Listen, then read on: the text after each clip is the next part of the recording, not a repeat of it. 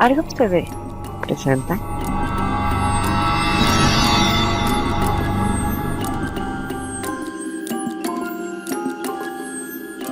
Hola, ¿qué tal a todos? Y bienvenidos los que debaten con inteligencia en esta comunidad. Según nos dicen criptozoólogos y fanáticos de temas del misterio, unos esqueletos humanoides de poco más de 2 metros de altura y con cuernos por encima de las cejas fueron descubiertos en un antiguo sepulcro de la ciudad de Zaire, a unos 29 kilómetros al sureste de Elmira, Nueva York, en 1880.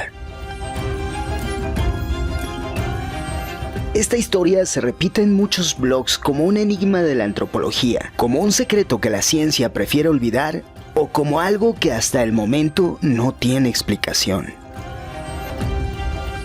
Sí la tiene, pero es más fácil repetir esto a tomarse la molestia de investigar si el relato es real o falso. El misterioso hallazgo, cuentan, lo hizo el Dr. G.P. Donahue, cronista de Pensilvania por aquel entonces, y dos profesores, A.B. Skinner, del Museo Americano de Investigación de Filadelfia, y W.K. Moorhead, de la Academia Phillips Andover de Massachusetts. Suena muy bien eso del Dr. G.P. Donahue y A.B. Skinner, y quiero suponer que lo hicieron precisamente para que los despistados que llegaran a estas publicaciones creyeran que se trataba de un descubrimiento real. A.B. Skinner y G.P. Donahue existieron en efecto, pero nunca hablaron de un gigantesco cráneo con cuernos. Y no es una conspiración, sino una leyenda urbana. Por ejemplo, Alanson Book Skinner no pudo realizar este descubrimiento porque en el año 1880 ni siquiera había nacido.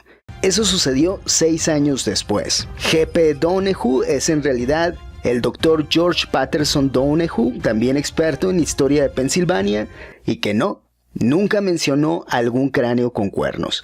Y en aquellos tiempos él apenas era un adolescente. ¿Y W.K. Moorhead? Se preguntarán. Bueno, él fue Warren King Moorhead, el decano de la arqueología en los Estados Unidos. Observen que quien redactó este relato omitió una O por un error ortográfico y que los geniales, extraordinarios y siempre alerta investigadores de los temas paranormales nunca se dieron cuenta.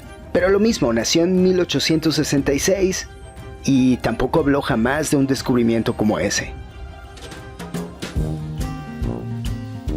Llama la atención que esos miles de investigadores de temas sobrenaturales hayan pasado por alto algo tan sencillo. ¿Será que en realidad nunca investigaron nada? Todos reproducen lo mismo, cambian 2 o 3 palabras quizá, pero el resto de la historia la reproducen como una letanía. A nadie se le ocurrió preguntarse cómo realizaron este descubrimiento si todavía no nacían. A nadie se le ocurrió preguntarse por qué esa fotografía es a color si se supone que es de hace más de 200 años. ¿Dónde están las otras fotografías? ¿Por qué no hay otras fotografías? ¿Por qué no hay algo que nos sirva de referencia para establecer que se trata de un cráneo gigante? Y por cierto, si lo que se descubrieron fueron esqueletos, ¿por qué solo muestran una parte, el cráneo?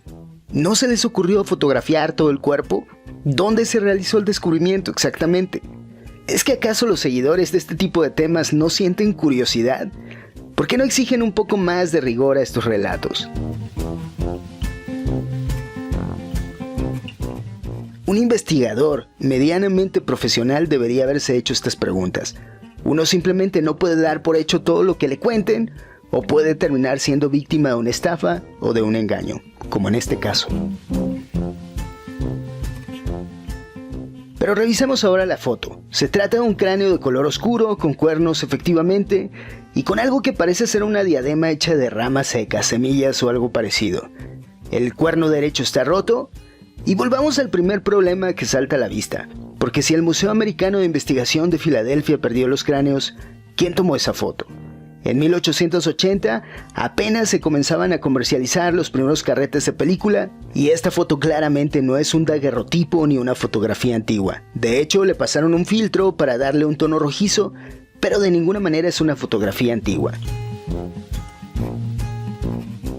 Esto no es una fotografía de la época, obviamente la foto es falsa y el cráneo, por si fuera poco, parece más bien algo hecho con papel o tallado en madera. No es un hueso, de eso podemos dar cuenta a simple vista. Es más, el Museo Americano de Investigación de Filadelfia no existe. Existe el Museo de la Sociedad Histórica de Zaire y no, tampoco tiene nada que ver con la historia. Además, no hay forma de determinar su tamaño, no hay objetos con que compararla. En la historia se habla de cuerpos, no de cráneos. Y sí, los cráneos podrían haber sido lo más interesante, pero no hay razón para que se hubieran presentado aparte. Eso sí, no descartamos la fotografía así nada más, porque es obvio que esta foto no corresponde a lo que se supone que vieron en la historia. Los cuencos de los ojos parecen algo exagerados, y el espacio de los dientes algo reducido. La historia que cuentan y que repiten una y otra vez hasta los más mínimos detalles, porque como siempre solo copian y pegan, dice que fuera de los cuernos y su tamaño, los esqueletos eran normales. Este cráneo no sería el de una persona normal, aun si quitáramos los cuernos. Y en el colmo del ridículo, los cráneos pertenecen a los rumiantes, no a los primates, y requieren de estructuras óseas más fuertes. Y como siempre, estas historias tienen explicación. Fueron hechas en momentos donde bastaba una imagen para que las personas las dieran por ciertas. En una versión que no alcanzó a madurar, se dice que fue descubierto en Francia entre 1920 y 1940. No nos puede extrañar, otras historias similares de cráneos raros también tienen muchas versiones.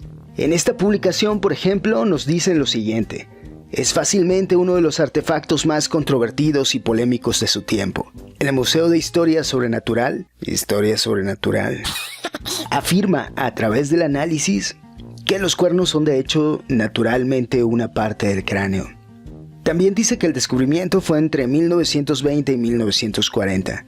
Una versión menos creativa y que hace que las alertas se enciendan una vez más, o al menos eso debería ocurrir.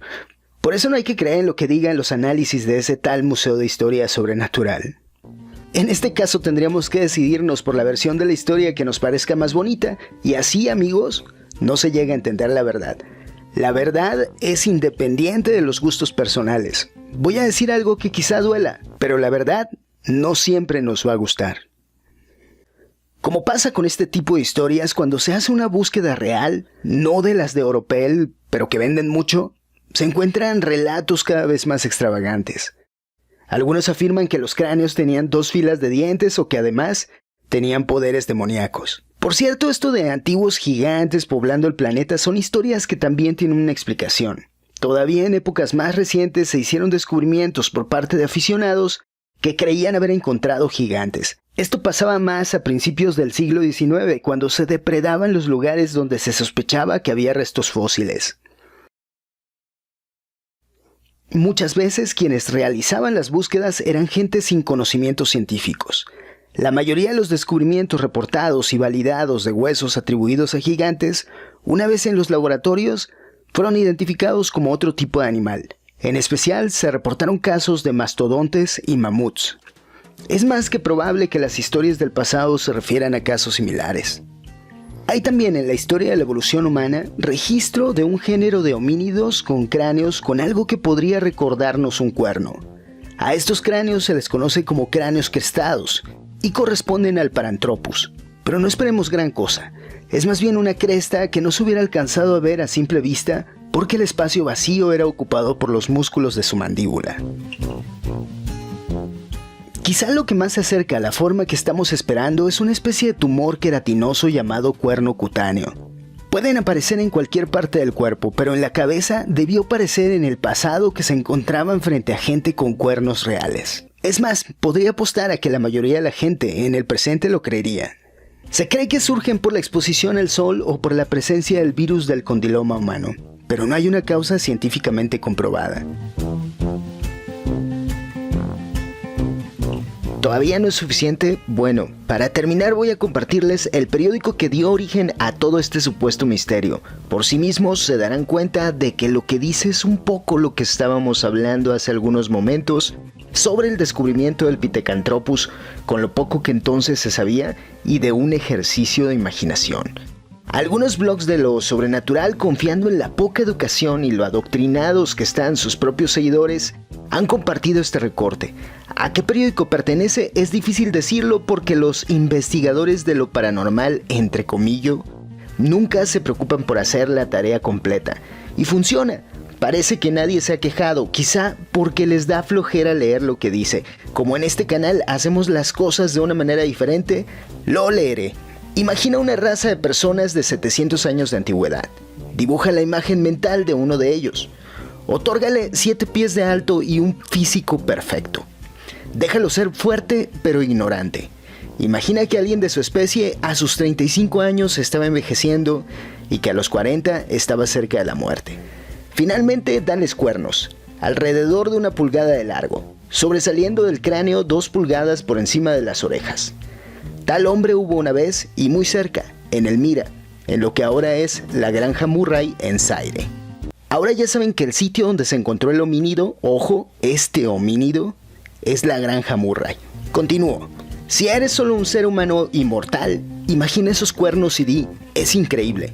Pero si tienes un instinto profesional, di que es un caso perfecto de Pithecanthropus erectus y anota mentalmente que es el primer descubrimiento registrado de este tipo y uno de los más grandes hallazgos de la tradición india en los últimos años. El reconocimiento del descubrimiento corresponde a la expedición encabezada por el profesor W.K. Moorhead de Phillips Andover Academy y el profesor Abe Skinner del American Indian Museum de Nueva York, donde se envió el cráneo del indio cornudo hace varios días. ¿Por qué lo databan tan recientemente? Porque el Pithecanthropus, popularmente conocido como hombre de Java, pudo haber vivido hasta hace 70.000 años. Es un ancestro muy reciente hablando de la evolución biológica y en aquel tiempo no existían métodos de datación tan confiables como los que conocemos ahora. Así que pensaron que si se trataba de un hombre tan reciente en la línea de tiempo, debió convivir con los indios de Norteamérica. Pero ni perdido, ni oculto, ni nada. Y por cierto, ¿se dan cuenta de que no hay fotografía? Como decíamos, esa foto de un cráneo con cuernitos es muy posterior. El cráneo con cuernos es este, pero obviamente no vende.